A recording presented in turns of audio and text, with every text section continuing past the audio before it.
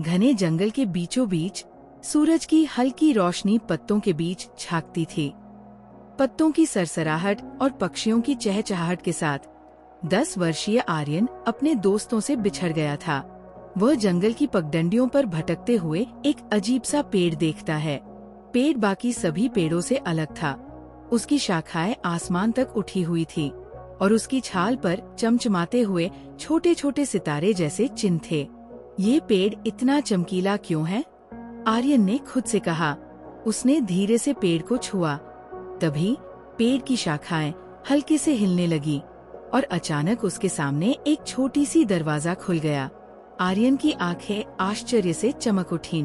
अंदर आओ, आर्यन, एक मीठी सी आवाज आई। आर्यन चौंक गया। कौन है? आप मुझे कैसे जानते हैं? हम तुम्हारा इंतजार कर रहे थे, आवाज ने कहा। आर्यन ने थोड़ी हिम्मत जुटाई और दरवाजे के अंदर झांकने लगा। अंदर का नजारा देखकर वो हैरान रह गया। पेड़ के भीतर एक जादुई दुनिया बसी थी। चारों ओर फूल खिल रहे थे, तितलियां उड़ रही थीं और छोटे छोटे परियों के घर चमक रहे थे। एक छोटी सी परी सामने आई। उसकी सुनहरी पंखों से चमकती रोशनी निकल रही थी। मैं नक्षत्रा हूँ। मैं इस पेड़ की रखवाली करने वाली परी हूँ, आर्यन ने सिर खुजलाते हुए कहा। लेकिन मैं यहाँ कैसे आया और आप मुझे कैसे जानती हैं?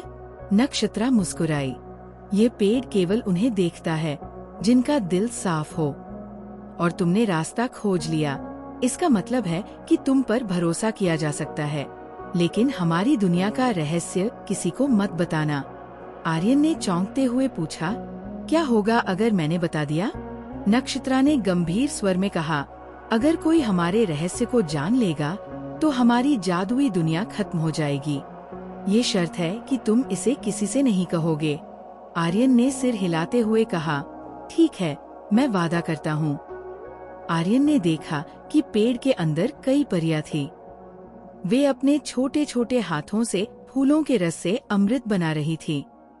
कुछ परियां छोटे जानवरों की देखभाल कर रही थी, जबकि कुछ जादुई किताबें पढ़ रही थी। नक्षत्रा ने उसे एक झरने के पास ले जाकर कहा, यह झरना हमारी ताकत का स्रोत है। इससे हमें जादू की शक्ति मिलती है। आर्यन ने झरने की ओर देखा। पानी से इंद्रधनुषी रोशनी निकल रही थी। ये झरना इतना चमकीला क्यों है? उसने पूछा। ये झरना धरती की आत्मा से जुड़ा है, नक्षत्रा ने कहा। यह हमें अपनी ताकत देता है, लेकिन अगर यह झरना सूख गया तो हमारी दुनिया खत्म हो जाएगी। आर्यन ने सोचा, कितनी खूबसूरत और नाजुक दुनिया है ये। अचानक परियों में हलचल मच गई। एक दूसरी परी, जिसकी आंखों में डर था, नक्षत्रा के पास आई। बड़ी परेशानी है। जंगल के बाहर के लोग इस पेड़ को काटने की योजना बना रहे हैं। आर्यन ने चौंकते हुए पूछा, क्या? लेकिन ऐसा क्यों? नक्षत्रा ने गंभीर होकर कहा, लोग इस पेड़ की लकड़ी का इस्तेमाल करना चाहते हैं, लेकिन उन्हें नहीं पता कि ये पेड़ सिर्फ एक पेड़ नहीं, हमारी दुनिया का आधार है। अगर ये कट गया तो सब कुछ खत्म हो जाएगा। आर्यन ने तुरंत कहा, मुझे बताओ, मैं कैसे मदद कर सकता हूँ?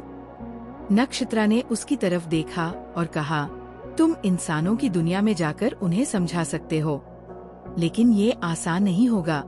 आर्यन ने दृढ़ता से कहा, मैं कोशिश करूँगा। आर्यन जंगल के बाहर गया और उन लोगों से मिला जो पेड़ को काटने की योजना बना रहे थे। उसने उनसे कहा, ये सिर्फ एक पेड़ नहीं है, यह एक पूरी दुनिया को बचाए हुए है। अगर आप इसे काटेंगे तो जंगल की सारी खूबसूरती खत्म हो जाएगी। लोगों ने हंसते हुए कहा, तुम एक बच्चे हो, तुम्हें क्या पता? आर्यन ने हिम्मत नहीं हारी। उसने उन्हें पेड़ की चमक और उसके महत्व के बारे में बताया। कुछ लोग उसकी बातों को समझने लगे। उन्होंने कहा, अगर ये पेड़ सच में इतना खास है तो हमें इसे बचाना चाहिए। जब आर्यन वापस पेड़ के पास आया तो परियां उसकी प्रतीक्षा कर रही थी। उन्होंने उसे गले लगाते हुए कहा, तुमने हमारी दुनिया को बचा लिया, तुम हमेशा हमारे दोस्त रहोगे। नक्षत्रा ने उसे एक जादुई पत्थर दिया और कहा, ये तुम्हें कभी भी हमारी दुनिया में आने का रास्ता दिखाएगा। आर्यन मुस्कुराया और बोला, मैं हमेशा तुम्हारे रहस्य की रक्षा करूंगा। जंगल में एक बार फिर शांति और खुशियां लौट आईं। लेकिन आर्यन को पता था कि इस जादुई दुनिया का रहस्य हमेशा उसकी सबसे बड़ी जिम्मेदारी रहेगा। क्या आर्यन अपनी शर्त पर खरा उतर पाएगा? और क्या उसे परियों की दुनिया में कोई और रोमांचक सफर मिलेगा?